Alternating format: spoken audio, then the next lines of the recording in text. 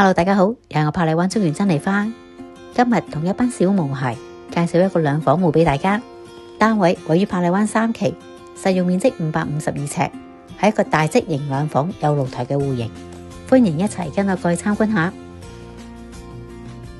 走廊空間可以擺雜物櫃。進入廳部分，廳長形設計，左右廳分隔，飯客廳分明，燈槽燈飾兩者俱全，增加室內嘅氛圍感。連入門天花頂都有特別設計。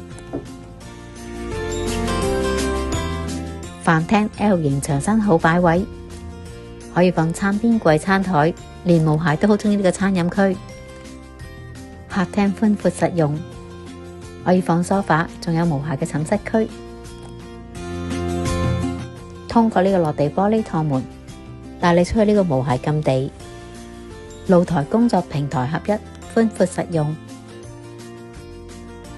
雖然層數唔高，但係有如置身私家花園。小毛孩護送我哋去寢室區。呢個房間用作書房雜物房之用，仲有幾個毛孩曬太陽區添。設有活動氣窗，落雨都唔使閂窗，空氣流通。觀景與廳相若。主人房大，開積好用係呢一間屋嘅特點。雙人床、梳妝台通通可以放齊，以燈槽代替傳統燈飾。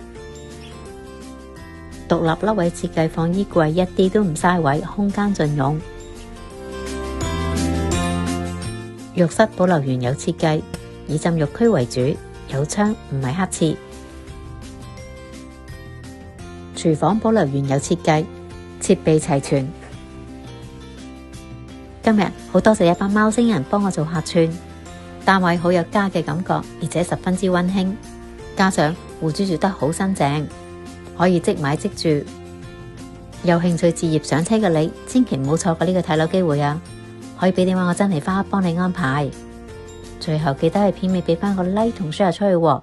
下次再見，拜拜。